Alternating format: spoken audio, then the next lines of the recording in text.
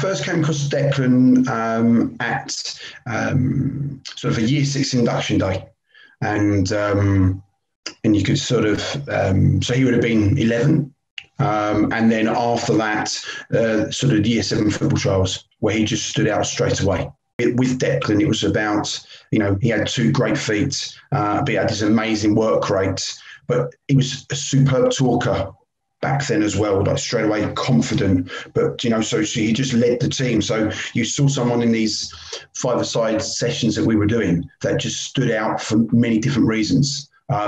And you knew you had a talent. With Declan, it was about, he had two great feet, but he had this amazing work rate, but he was a superb talker back then as well, like straight away confident, but so he just led the team. So you saw someone in these five-a-side sessions that we were doing that just stood out for many different reasons, and you knew you had a talent. Now, obviously, playing sometimes with your peers is I suppose some students can stand out a lot more, but when you then first saw him in a game and you thought, no, we've got something special here.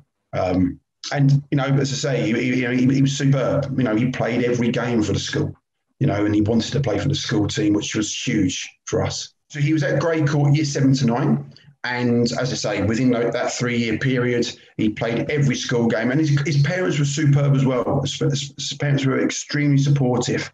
And, occasionally, if it clashed with a Chelsea game, they would make, or Chelsea training session, they'd make sure he could play for the school. And he loved playing for the school because he's still now friends with a lot of those boys he played with, which is, I think, such a great thing about him as well. He still stays in contact. He still makes time for them. And, I know the boys respect him hugely for the fact that he wanted to play for the school team. He was polite. He was funny. He was an infectious character. Honestly, he was a lovely, lovely lad who you loved, kind of being around. And he wanted to try. He tried his best in everything as well. So it wasn't just about football. If he was on the athletics track, he would try hard, and so he had that, that special traits about him. He combined everything, and he was driven. And he was special. He was a special player. So it was a massive surprise to us when he was released. No one thought that it was going to happen. So I suppose even for him, it must have come as a huge shock. He was extremely disappointed, and I think the key about that was I think no one was expecting it.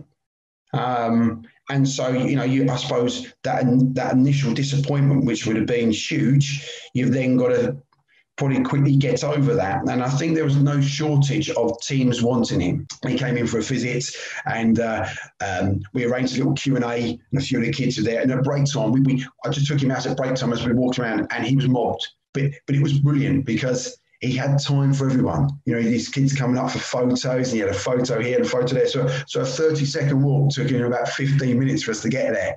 And the kids look out for it. I mean, it's like you say, it's huge. The kids have seen this, young man grow up, go through a journey, get to the top, knowing he's come from Grey Court, and it inspires so many of the kids, at the school, to knowing that if you work hard, you can, potentially realise your dreams. I haven't seen a change, and I mean that. He is the same bubbly, infectious character, good sense of humour.